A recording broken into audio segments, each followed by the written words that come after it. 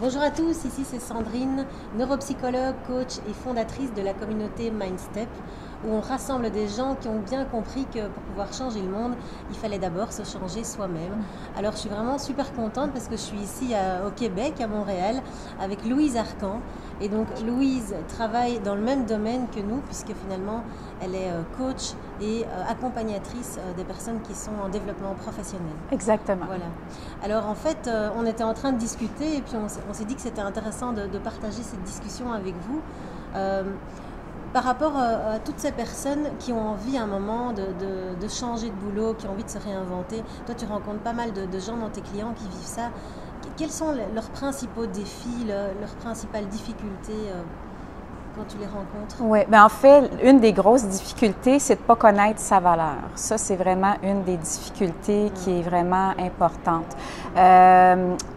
Tout ce qui est aussi au niveau de l'isolement. Hein, souvent, les gens s'isolent beaucoup au niveau du travail autonome. Ça fait que ça crée quelquefois un peu de détresse psychologique et tout ça. Ça, c'est parmi les enjeux. Puis aussi, comment développer aussi toutes ces affaires. Comment partir de zéro, finalement, pour pouvoir vraiment faire une activité qui soit lucrative, qui soit quand même profitable, parce que c'est ça le but. Hein. Et donc, tu as des gens qui viennent te voir, qui ont envie de changer, qui se sentent perdus.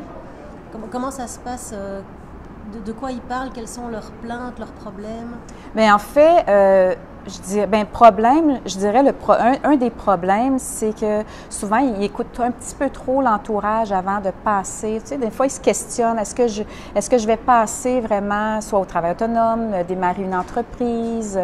Ils portent ça, ils ont une passion à l'intérieur d'eux, mais comment vraiment faire en sorte que le potentiel soit quand même profitable, puis qu'ils puissent vraiment vivre de cette passion-là.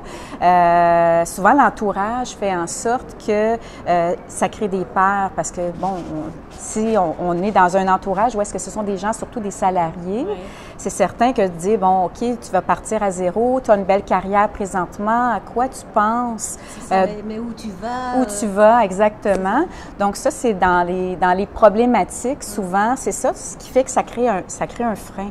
La personne a sa décision, elle le sait qu'elle veut passer soit au travail autonome, soit démarrer une entreprise, mais qu'est-ce que l'entourage, on veut l'appui des gens autour de nous. Ça met un poids. Ça met un poids, exactement. Qui finalement n'amène pas à pouvoir s'élever vers...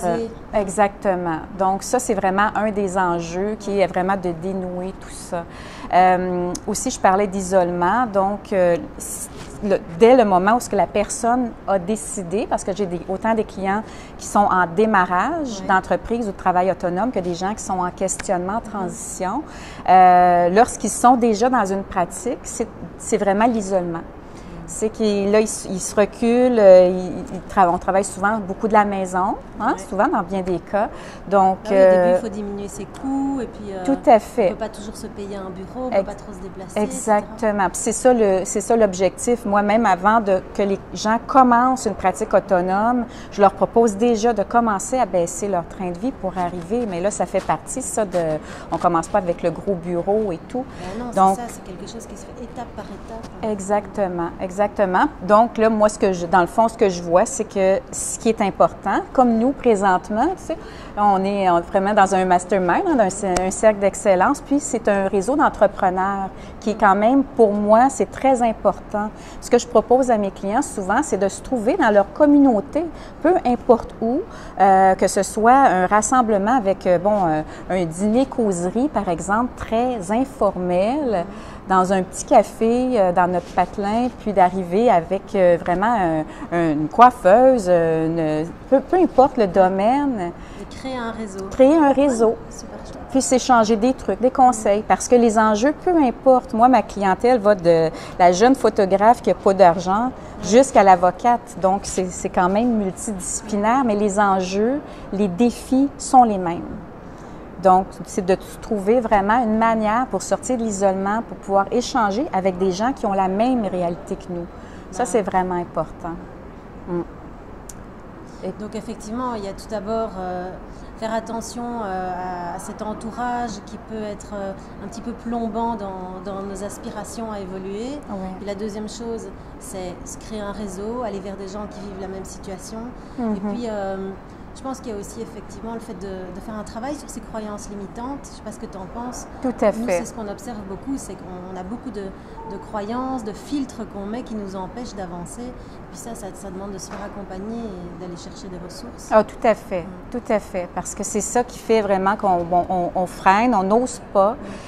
Puis la décision est prise souvent à l'intérieur. On le sait, qu'est-ce qu'on veut faire, mais bon, on a des freins, donc c'est vraiment de dénouer tout ça pour arriver, parce que du moment où les gens bougent, moi, ce que je constate, c'est que, ouf, il y a un poids qui est vraiment, qui tombe. Aller chercher le coup de boost. Oui, exactement.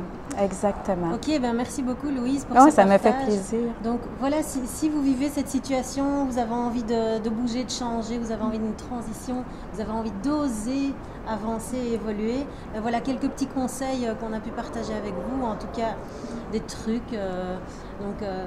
Voilà, c'était un cadeau qu'on avait envie de partager avec vous parce qu'on est ici à Montréal, qu'on se retrouve et qu'on discute de tout ça. Alors, on a envie aussi de vous inviter sur notre page Facebook à liker si vous avez envie de continuer à suivre nos actualités. Rejoignez-nous aussi sur notre site internet mindstep.tv. Et alors, je vous invite aussi à aller voir le site de Louise Arcan. Ton site, c'est espaceviemploi.com. Voilà, et là, vous allez trouver sûrement plein de petites choses, des cadeaux, des bonus à télécharger. Tout à fait. Parce que Louise prépare aussi plein de trucs très intéressants pour les travailleurs au Québec et dans la francophonie mondiale. Exactement. Mais merci beaucoup, Sandrine. Merci, Louise. Merci. Au revoir. Au revoir.